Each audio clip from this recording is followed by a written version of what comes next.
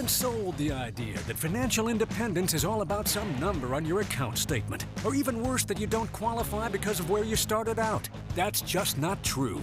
It's not about some well-kept secret of the wealthy. It's about finding the right information and knowing how to apply it. On the Get Ready for the Future show, we're answering your questions so you can start making real financial change today. The journey to true financial independence begins right here, and it starts with you. Coming to you from the 6th floor of 3 Financial Center in West Little Rock, Arkansas, this is the Get Ready for the Future show. Glad to have you along, where we help people discover, protect, and share true financial independence. My name is Scott Inman, along with me, GenWealth co-founder John Shrewsbury. It's a special edition of today's show. Usually we're taking your questions, and we're going to be doing that today, but a little bit of a different feel, as we know, John, that tariff talk has dominated the headlines now for more than a week. It was about a week ago, I guess way more than a week, the headlines have been dominated by it, but we really sent the market into, or the market went into, a tailspin about a week ago on Liberation Day, and that was when President Trump announced sweeping reciprocal tariffs on basically the world. There was some downturn before then, but that did obviously accelerate it. Mm-hmm. And, you know, when you're in the heat of the moment, Scott, it does feel like, oh, wow, here we go again, almost reminiscent of the big downturn we had in COVID. But I was actually noticing some statistics the other day. This downturn, and I know we're right in the middle of it right now, but so far this downturn is actually no more severe than there's actually been about 10 more severe downturns than the one that we incurred on Liberation Day and a couple of days thereafter. So it still remains to be seen. Obviously, it's a very fluid situation. Does remain to be seen where this ends or where this goes. But for right now, things look to have maybe somewhat stabilized. The market was way up yesterday, then it was way down. Today it's up, and as we speak here on the show.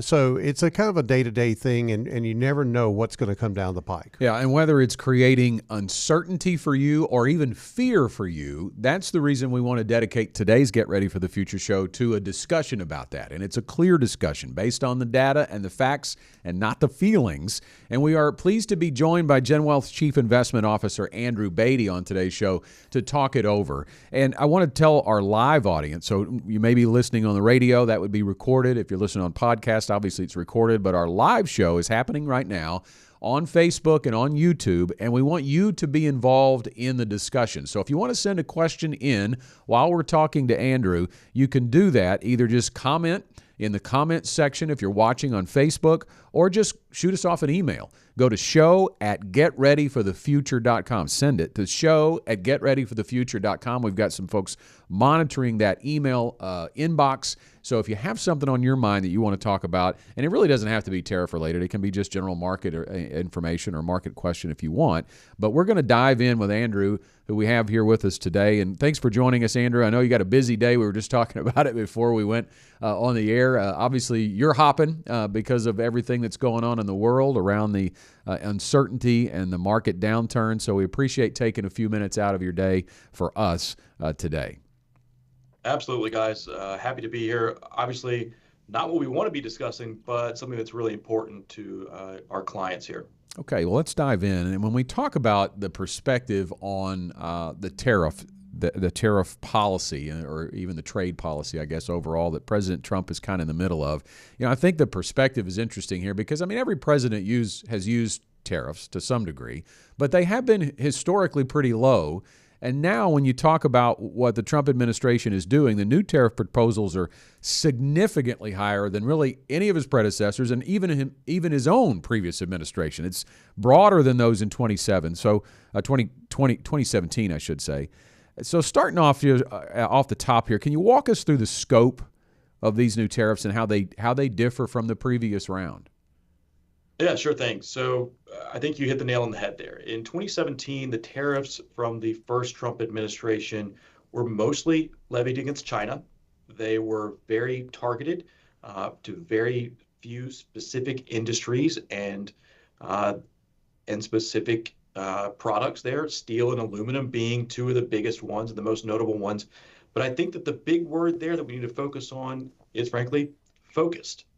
The tariffs in 2017 were focused, they were strategic, they were very specific, and they were also made in conjunction with tax cuts, some deregulation that was either in place or in process. And those were meant to offset the potential ill effects of the tariff policy to continue really propelling the economy forward. If we cut to today, the tariffs that we have now and that have been put in place since April the 2nd are larger in scope. They cover a wider range of countries, a wider range of products and industry. And frankly, that is most important, along with the fact that the administration right now seems far more committed to maintaining these tariffs, even in the face of pretty dramatic market declines, which is not something that they did in 2017. So this really means that the potential impacts for these tariffs, and remember, we've only really seen the market impact, not the economic impact of these tariffs so far, could be more significant than what we saw in 2017. So it is quite different. Well, obviously, we've seen this major market hit that has come about with the influx of the tariff policy, but the bond market has remained somewhat stable. What does that tell you, Andrew, about how investors are kind of reacting to this? Yeah, I think, John, you're exactly right. Although I will say there's a caveat to that, which I'll get into briefly. So far this year, bonds, and we're going to use the Bloomberg U.S. Aggregate Bond Index as a proxy here, has provided some ballast, some stability, as you mentioned. The index is actually up a little over 1% since as of the close yesterday. So that's compared to the S&P, which is down roughly 15% as of the year-to-date period, again, ending on the close of April 8th. What we have seen recently, though, is a dramatic move higher in fixed income yields. U.S. Treasury yields are higher this morning. The 10-year briefly touched 4.5% in overnight trading.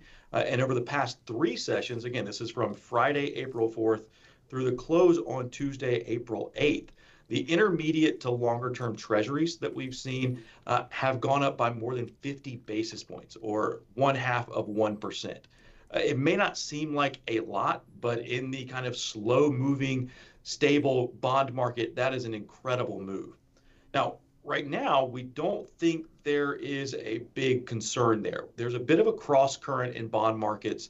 We do see some investors look to bonds for safety, but other investors, and specifically more levered hedge funds, we think are selling some of their most liquid assets, and those would be treasuries, to satisfy margin calls as the equity markets decline. So that's where we're seeing these yield moves. And to remember here, as yields go up on fixed income, that means the prices of those bonds are coming down. So with those cross currents that we're seeing right now, again, we haven't seen a real sell-off as dramatically in the bond markets as we have seen in equity markets. If we get this, I would say, levered de-risking out of the market from the hedge funds and the professional asset managers out there, we do think that treasuries in particular and bonds in general will begin to act as that safe haven asset that we would really expect if we went into a market that is softening, or an economy that is softening in a market that is declining on the equity side. Talking to Andrew Beatty, GenWealth's Chief Investment Officer, today on the Get Ready for the Future show. And Andrew, you made a great point on that previous question, I thought, when you talked about we've seen the market impact of the new tariff policy, but we have not yet seen economic impact. And, all the data that we see, or most of the data that we see, is the slower growth, but still growth of the economy. So let's kind of dive into the potential economic impact. You hear the president argue, and his administration, and even some economists will say that, hey, the higher tariffs could boost U.S. manufacturing from a jobs perspective, from a production standpoint, and then the increased revenues brought in by the tariffs could raise the revenues, thereby reduce the budget deficit. But let's talk about the other side of that as well. Could those benefits be outweighed by inflation and or slower growth? Yeah, Scott, I think the answer to that is yes. But there's two real points here, so let's unpack them separately. And I'll kind of start with your second question.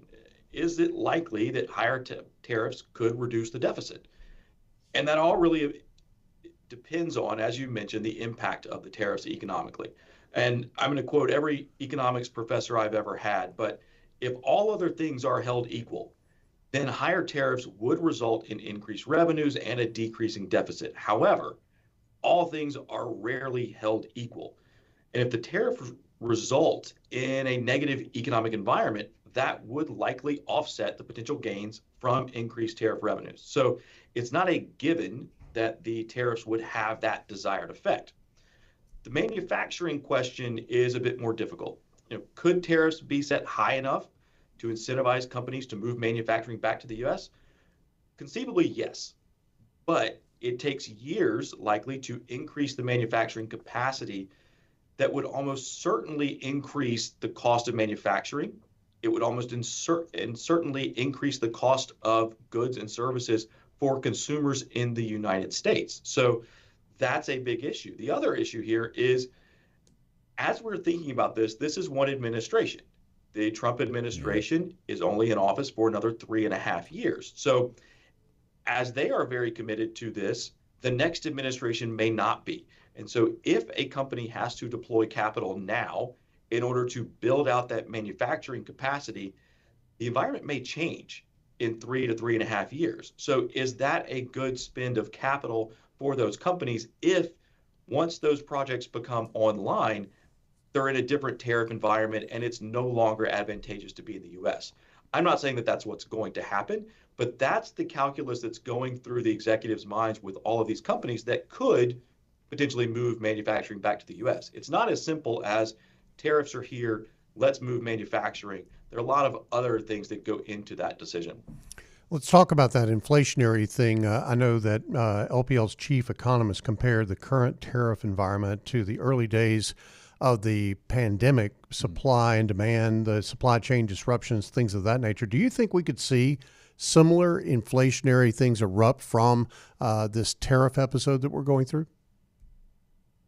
It's a tough question, John. I think that we do believe that one of the byproducts of this tariff environment is likely to be an increase in inflation. I wouldn't necessarily call it a shock, although we have no idea what's really coming.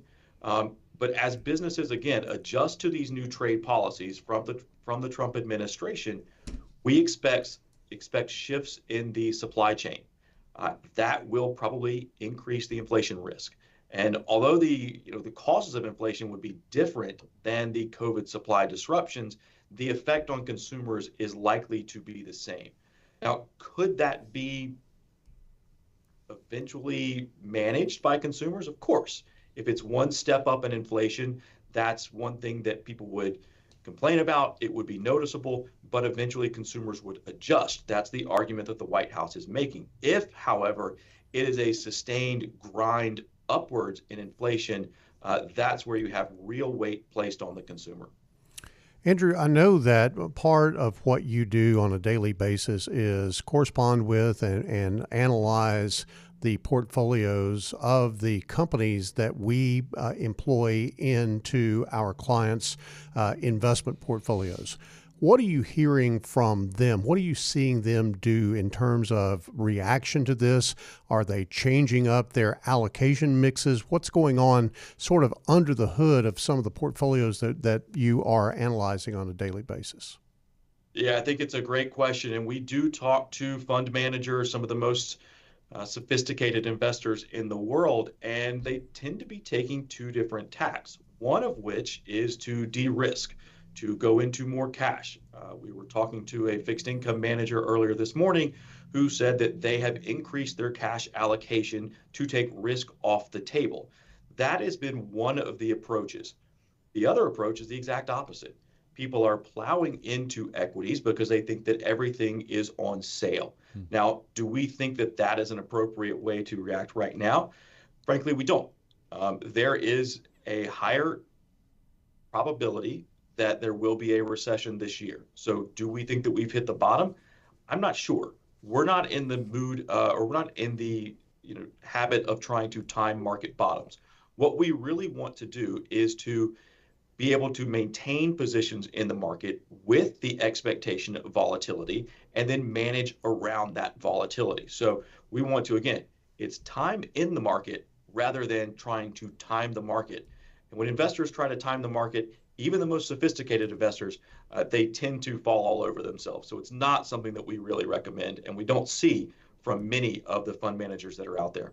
As we kind of explore the market piece to this and the investment piece to this a little further, we've focused, I guess, our discussion on the U.S. markets. Let's talk a little bit about global markets and how they're reacting to these tariffs. For instance, we know Asia saw steepest losses there since 2008, but European leaders appear split on how to respond. So what might this divergence mean for global investors? Yeah, so this has clearly put a lot of pressure on global equity markets. And most equities have either entered to or are on the cusp of a bear market. Global markets have not been spared in that.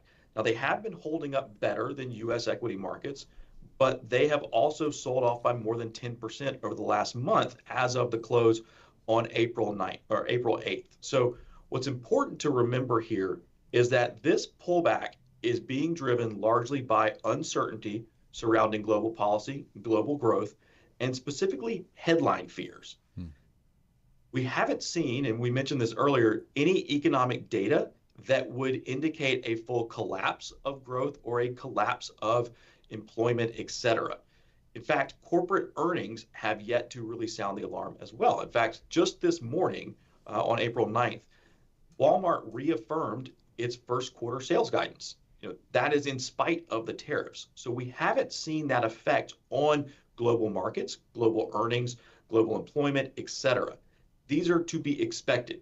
Now, I do think there is going to be a difference in performance from country to country, depending on each country's trade relationship with the United States, currency dynamics, other factors. But we, I think, like everyone else, are really trying to understand how each country is going to address this environment, how they're going to address the White House. And there remains a lot of uncertainty again. That uncertainty should begin to come into focus as negotiations begin between the White House and foreign leaders and foreign trade representatives.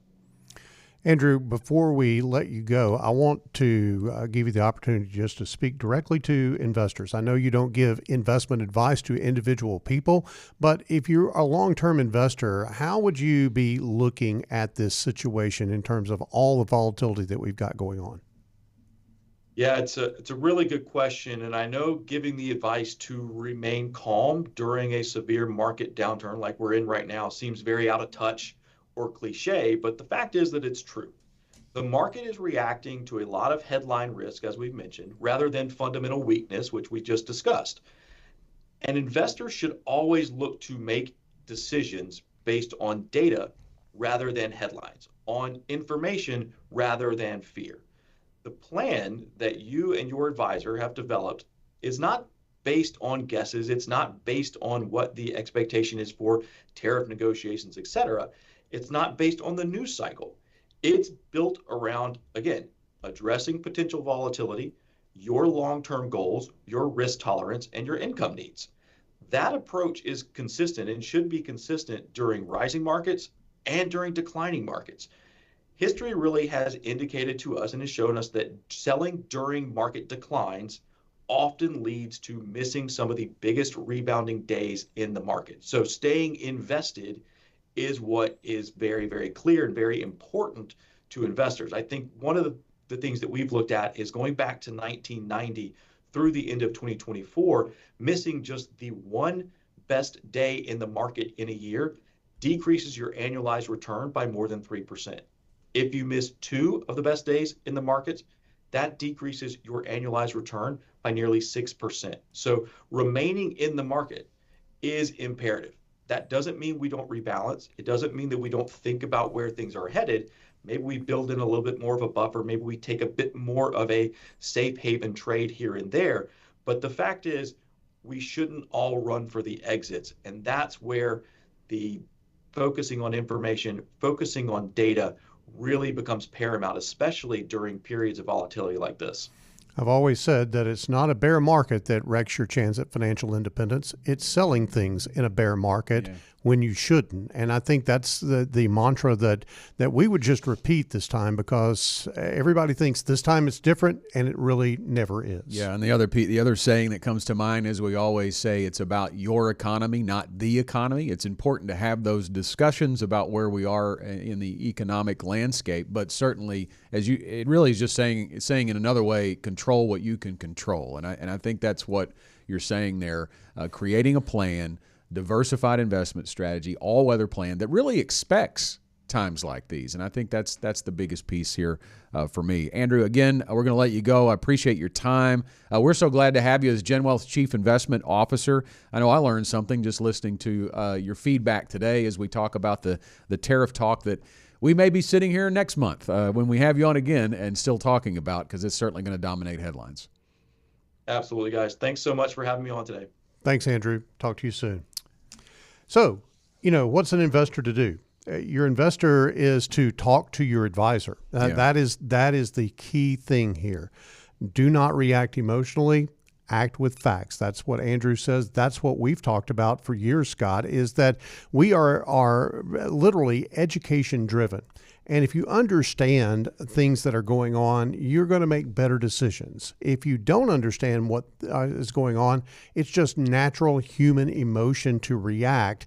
And oftentimes that reaction is the worst thing that can happen. Well, if you think about it, John, where an investor's focus tends to be, and I'm going to raise my hand and say my personal investments, my focus goes the same place, right? It's the account value. That's it's right. the number at the top of the portfolio, right? And you see that number go down and you get nervous. Now, how far it went down depends on how you were invested. Certainly, if you were all in on the market, you've taken double-digit losses since the first of the year. If you have a diversified strategy, more than likely you did not.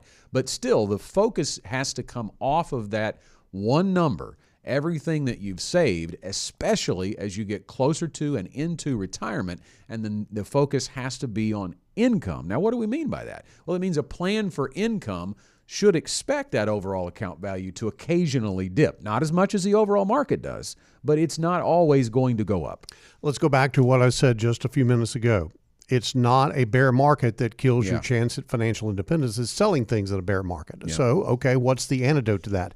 Well, if you are needing income, the antidote is a nice pool of cash that you can pull from, and then next, fixed income assets that you can pull from while you're waiting on all of this to settle out. Control what you can control, as Scott said. Don't try to control things that you can't. Control what you can control, and that is a well-crafted plan and following the advice that you work out with your advisor. So we do have a couple of questions that we're going to hit, and I think that where we are right now in the conversation lends itself to dive right into a question from Todd in Sherwood. So we're going to put that up now. My wife and I have around $450,000 in retirement accounts, 401ks and IRAs. We're in our late 50s and would like to retire in the next 10 years. How can we figure out if we've saved enough to retire, and what's a realistic monthly withdrawal rate to ensure we don't run out of money? Todd, thanks very much. So the $450,000 in retirement accounts, that's important. But again, what does it really mean? We just had that discussion, right? It's not about the account value or a number on a statement. It's about income. And he does allude to that in terms of we want to have a realistic monthly withdrawal rate and ensure we don't run out of money. We know that running out of money is a fear that is greater than death for a lot of retirees. We've seen that survey. So this is a common question from a lot of prospective clients that come into our office. So let's talk about how we resolve that. So a lot of this is math, John, right? We talk about the $450,000 in retirement accounts. We're in our late 50s. We want to retire in 10 years. That's the basis of creating a retirement income plan specific to you. So we know what you have now. We know when you want to retire. Some other things that we're going to need to know are your contribution rates, including the match on your employer plan. In other words, what are you adding to that $450,000 over the next 10 years? We need to assign an assumed rate of return to the growth of those assets, and it needs to be modest because we don't need to say we're going to make 12 or 13% over the next 10 years and then not get it because that makes the plan fail. So a modest rate of return gets assigned to the growth of the assets, including the contributions, and you know what your account value could potentially grow to by the time you retire. And I think that's the first piece. You know what that end number is in 10 years when you retire. But then, John, we have to talk about income as well. That's right. And I think the first thing that you've got to take a look at is what is your situation with Social Security? When are you going to draw it? What is the sequence of that withdrawal strategy? If you're married, then you've got 2 Social Security benefits that you've got to work with. Used to be, everybody said, well, just push it out to 70, you're going to get the biggest benefit. That may or may not be the right strategy because it all really is affected by what you have accumulated elsewhere. And so you begin to assess the Social Security aspect of this, but you also begin to assess your income need. What is it that you have to have every month to pay your bills and live in a decent lifestyle? And when I say that, I want you to think about the essentials of life, not the luxuries, not the nice trips and things of that nature, but food, clothing, transportation, shelter, taxes, insurance. Those things are must-haves. And so it's basically a balancing act. You've got liabilities every month on this side of those things that I just mentioned. And what do you have in terms of assets? And what you want to be able to do is match guaranteed assets, meaning income guaranteed from guaranteed sources, coming in to take care of those certain liabilities that you're going to have every month. Very easy to conceive of that whole idea. And so you want to look at your Social Security and say, okay, does that take care of all those liabilities? In most cases, no. Then you want to say, okay, how much of my assets do I need to commit to something that will give me guaranteed income on top of my Social Security to be sure that that balance sheet is balanced? Once you do that, you take whatever you have left over in your portfolio that wasn't dedicated to the guaranteed income, and then you begin to explore a bucketing strategy that allows you to have discretionary income on top of your survival income that is also inflation adjusted over time. So that's the basic mechanics, Scott, of building that retirement income plan. There's a lot of reverse mathematics that goes into it, a lot of conjecture in terms of what you need versus what you want. All of those things come into play, and that's why sitting down with an advisor, going through what we call the GenWealth Ready to Retire process is so important for near-term retirees. And that brings us to the second part of his question. What's a realistic monthly withdrawal rate to ensure we don't run out of money? Well, Todd, it is much more complex than that. That is the first piece to answering that question, because if you think about everything we've said, it's really about a tailored income plan for you specifically. So I think too many retirees think about their Social Security separate from the money they're going to pull out of their 401k or their investments. They need to mesh based on the reasons that John just talked about. Guaranteed income for basic expenses, and then desired or discretionary income for the things you want to live out and do in retirement. So if you think about the withdrawal rate that people focus on, the most common one that gets thrown out there is the 4% rule. Maybe you've heard about it. It was kind of tailored back in the 90s, I believe, when interest rates were much higher than they are now. But the thought process is if you have a balanced portfolio, if your $450,000 grows to $1 million with contributions and growth over the next 10 years, and you take out 4% of that, $40,000 a year, that a diversified portfolio of, let's say, 60% stocks and 40% bonds, that's a safe withdrawal percentage. That's the theory anyway. But if you think about if you did that last month, right? Even in a 60-40 portfolio, you wouldn't have taken the 15% drop that the S&P 500 has endured since the first of the year, but you would be down.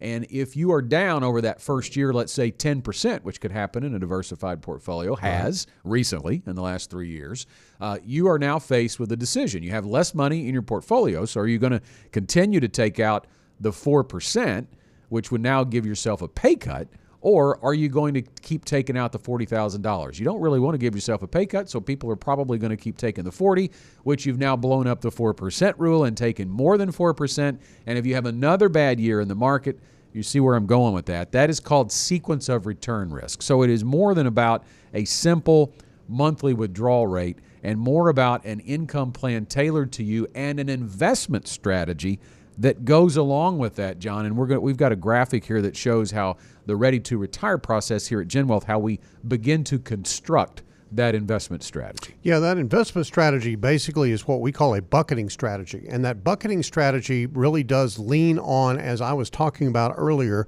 those conservative investments that you would access early on in your retirement and begin to draw your income from. And as you draw those buckets down, as you see on the graph, those buckets get refilled by the profits that come from the moderate and the growth buckets. Over time, those moderate and growth buckets, you would anticipate good profits from those because they are invested in things that historically have performed pretty well. So if that case repeats itself, then we're going to pull money out of those growth and moderate portfolios and dump it into the conservative portfolio, so you refresh the pool of money that you are pulling from to create the income. Scott, you are always very quick to say that the whole ready to retire process is really focused on income. It is income that is the outcome that you're looking for. And so when you design the floor of the retirement strategy that we work with, that's all about income. It's all about guaranteed income. The bucketing strategy is about investments, but it is about creating an investment strategy that is able and capable of producing another stream of income that, albeit discretionary, it is something that people do depend on to increase their income overall for inflation purposes, to be able to take trips and do the things that they want to do in retirement. All of those things play together in the GenWealth Ready to Retire process. Yeah, and Casey, if we could put that graphic back up real quickly as we get ready to close out for our viewing audience. The bucketing strategy, let's take a look at how that might play out right now, right? So if you think about everything we talked about with the tariff talk and the fears and the uncertainty in the market driving those growth buckets down. So if you're in this bucketing strategy, you might have seen those outer two buckets drop in value for sure, right? If you're in equities right now, equities are down. But if you think about each bucket as, for illustrative purposes here, lasting about 5 years of your retirement, well, then you got 3 buckets ahead of that growth bucket, that first growth bucket. So you're basically selling investments for 15 years before you get to the bucket that is really taken the beating since January. So you have to ask yourself, do you really think that growth bucket, or do you think we're really still going to be talking about tariffs 15 years from now, or the potential impact or the uncertainty around that? It gives time. The time is what can, at least historically, has healed wounds in the market. Yeah, and if you look at almost any study that is done of the market, Scott, it is that elongation of time that we have created in that bucketing strategy for those equities, because they're the most volatile. So we give them the most time to work themselves out and grow over time.